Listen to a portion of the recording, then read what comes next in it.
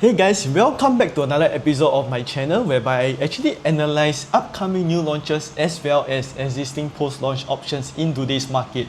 So for today's topic, I'm going to talk a little bit more about Chuan Park as well as upcoming GLS plots Chuan Grove A and B, which I've just found very interesting because recently Sing Holdings have actually announced that they have gotten an in-principle approval to amalgamate the both plots of land together, making it a mega land that could actually offer 1,000 over units, very similar to Chuan Park. But the main difference is that it would likely come under the harmonized ruling, whereas Chuan Park doesn't actually need to come from that given that it was an en bloc project. So before we go deeper, let's have a look at Chuan Park first and analyze whether Chuan Park is actually worth it to enter right now. Back then on the launch day, it did perform relatively well, definitely. We do see that there was quite a high take-up rate, but of course, Kingsford actually raised the price quite a few times during the launch day itself. And at a certain price point, people started walking away because they felt that the PSF was way too high back then, about 2 years ago. So let's take a step back, given that now we know that Chuan Grove, there's two plots of land, it's going to be combined, and what are we going to expect in terms of pricing in the future when it finally launches, whether it may be later this year or early next year, we still do not know yet, given that there's been some changes with regards to trying to combine the two lands together. So we do expect kind of a delay, although initially Chuan Grove Plot A was kind of estimated to be launching around Q3, Q4 this year. Right. So for Chuan Park itself, we do know that based on the data over here, the actually estimated break-even is around 2,200 PSF. The very first one, Chuan Grove Plot A, was actually at 2,512. That's the estimated break-even. And for the second plot, the estimated break-even was 2,451. And both of them were actually acquired by Sing Holdings, and that actually kind of shows their confidence for the Lorong Chuan area. Right? So we do know that in the Lorong Chuan area itself, if you look at this URA master plan itself, we do know that there isn't that much empty residential plot lands left around this area. We do know that beside New Tech Park, there is the Chuan Grove A and B, and probably at the back, further away towards the expressway, CTE that side, we do see two empty residential plots of land that might or might not be released soon, or it could be much later. So we have to wait and see for that.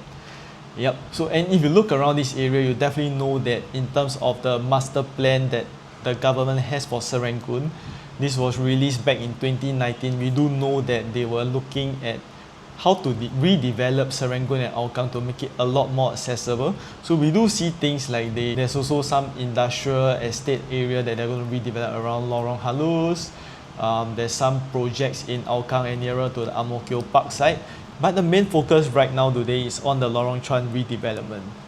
So for Chuan Park itself, we do know that this is kind of like a very nicely, not overly dense populated kind of project. If you look at the site map itself, there's actually plenty of space between block to block distance, and there's quite a lot of land space that is actually being used for the facilities. There's like 1, 2, 3, 4, total of 4 pools, one main pool, and then a few of the smaller pools by the side, but it really gives you a very nice luxury feel. There's a bit of facilities in all of the clubhouses and the tennis court right there, and it's directly connected to Lorong Chuan MRT station. What more can you actually ask for when you are looking for something that is relatively centrally located, but not really right smack in the CBD or Orchard or core central region area? So this might actually be something very interesting to look at. And of course, we do know, like I said earlier, on launch day itself, the average PSF was 2,579 PSF. That was considered relatively high back then in 2024. And that was in Q4. So 76% of units were sold back then. But if you look at the data today, it actually shows that we are already about 93% sold. And as of early April, when I did this research before doing this video, I do note that there were only about 63 units left. So of course, by the time this video finishes editing and all that, it might have already gone even lower, because this is something interesting that I've realized, and I believe many agents and their buyers are also realizing in the market today, whereby there's this very interesting opportunity for this post-launch project for Chuan Park. So we do know that the remaining units, we have 2-bedroom all the way to 3, 4 and 5-bedroom. Of course, this means that the PSF we are looking at is around 2004 to 2006 PSF, depending on the size, the layout, and whatever you might be looking at.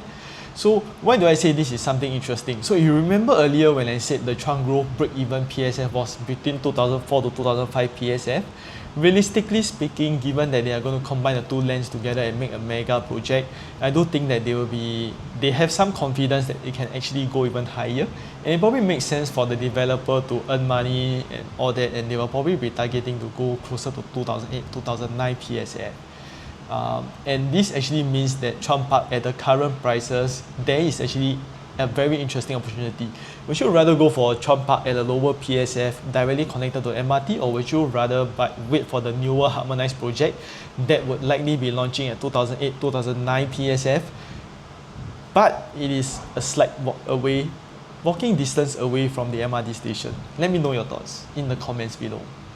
Okay, and I was saying earlier, the Cross Island Line is also part of the redevelopment under the URA master plan. Of course, that is only targeted to complete in 2030, but that's only like a 1-2 year gap from when Chuan Park would actually TOP. So we do know for a fact that it's actually going to intersect at Serangoon and Hougang. And what makes it interesting about Chuan Park is that on the Circle Line, Lorong Chuan MRT station, it's only one stop away from Bishan, which is the North-South line. One stop away from Serangoon as well, which is your Purple Line.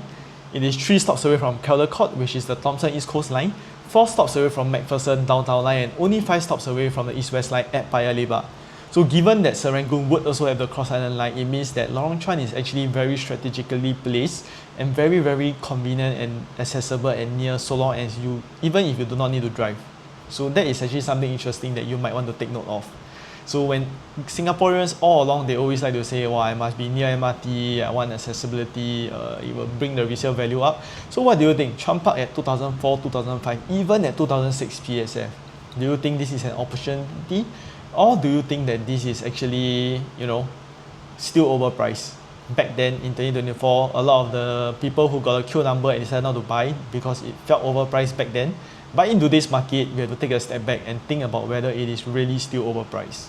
Yep, and of course, there's quite a few primary schools within 1 kilometer of Chuan Park, as you can see from this image over here. So definitely, this is quite a lot of factors that I would consider when thinking about whether a new launch is actually safe to enter. Price has made it. Being near good schools, yep, definitely we have it. Being near MRT, definitely is directly connected just right outside your side gate. And what's more is in a pretty central location, even if you are driving and not taking the MRT. So when we even take a deep dive into the neighboring resale projects, we do know that most of them are actually transacting at a much lower price, with the exception of Golden Hill Park Condominium, which is actually a freehold. The average PSF there is already hitting around 2,500 PSF. The rest are mostly below 2,000 PSF. So of course, if you feel like you are more concerned about larger size, you want a larger floor size, you are not too concerned about the lease decay, and you just want lower PSF and all that because that is where your focus is. There's nothing wrong about it. Then of course, maybe if you just want the location and you are more concerned about all of these factors, then go ahead, look at the Scala, the Spring Bloom, or Chiltern Park even. So just take note that those are slightly older projects with the exception of the Scala, and those are 99-year lease project. And of course, there is probably a reason why the Scala hasn't really hit the heights of going nearer to Chuan Park, but that's maybe something that I will cover in another video, or let's say when we meet up for coffee. So we do know that there are a few upcoming plots of land that I mentioned earlier, but definitely there's nothing confirmed right now yet for Chuan Park area, with the exception of Chuan Grove A and B, which we are still waiting on news on when they will officially get the approval to join the two lands together and then launch it for sale. So of course, if we look at the demand in Lorong Chuan, we definitely do know that it is there. On the opening day itself of Chuan Park, it was already 5,000 visitors, and on the launch day, like I mentioned earlier, it was 76% sold. So personally, when we take a step back and have a think about whether Chuan Park actually makes sense for you, I do think that it is really dependent on your end goal. If you are someone who values early mover advantage in the Lorong Chuan region, you want direct MRT access, you want a relatively central but not in CCR location, you are looking at the own stay longer term, whereby you are looking at least in the medium to long term, let's say 5 to 7 years, and you are okay with the key collection being only in Q4 2028, then definitely this might be a project for you. Of course, you have to understand that this is really entering kind of like an established price point. There's limited choices of remaining units left, so there is something for you to consider as well. But if you are more in it for the long term, you want the accessibility, and you want to enter at something that you know is going to be safe in the future, Chuan Park would actually be the project for you. And then for Chuan Grove, if you decide that you do not want Chuan Park because you still feel like the early movers, the really early movers back in 2024, they already entered at a much better pricing, well, you might not be wrong, but you have to take a look at what is the neighboring vicinity, upcoming new launches, and how is it performing.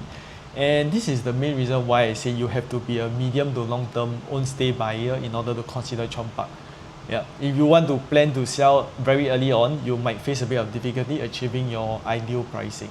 So of course, Chuan Grove is perfect for those who prefer options. You're not in a rush, and you're okay with the new benchmark because you kind of understand how the harmonized prices would actually push the price up, and you're hoping that the layout is a lot more efficient and much better compared to Chuan Park, and you do not mind the slight walking distance away from the MRT station. Right? So of course you also have to take note that, you know, by waiting for Chuan Grove, a lot of people might not be aware, but when you look at new launches, there's a bit of balloting luck involved. You just because you have the money, just because you want it, doesn't mean you will get it. It's a bit like the BTO system, whereby, you know, you have to go in, put in a blank check, submit yourself to the ballot god, and hope that you get a good queue number. And even with a good queue number, you might not even get the price or unit you want, because, you know, and sometimes developers are pretty smart.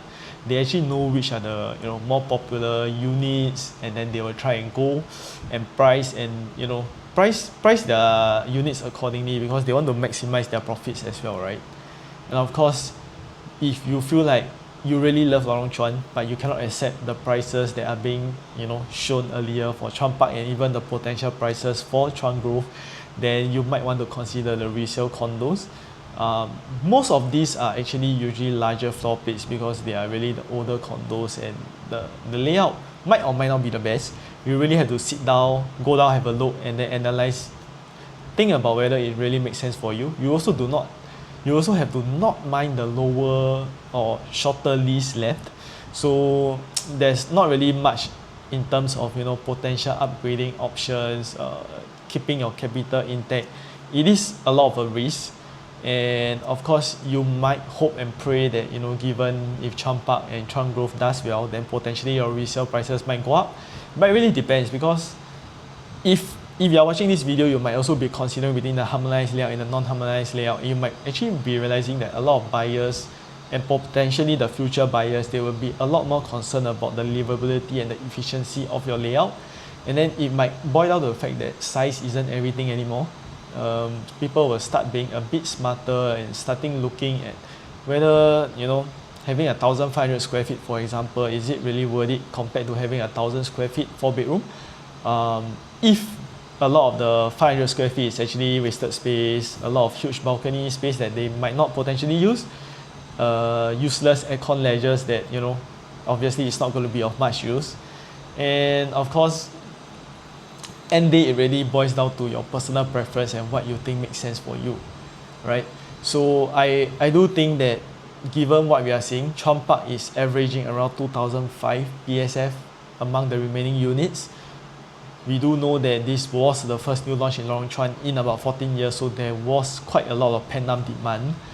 And of course, we do know Chuan Grove A and B, the potential selling price might be at 2,800, 2,900 PSF. So what do you think? Do you think that Chuan Park might actually be the entry price in Lorong Chuan for good projects? Or do you think that this is actually still too expensive?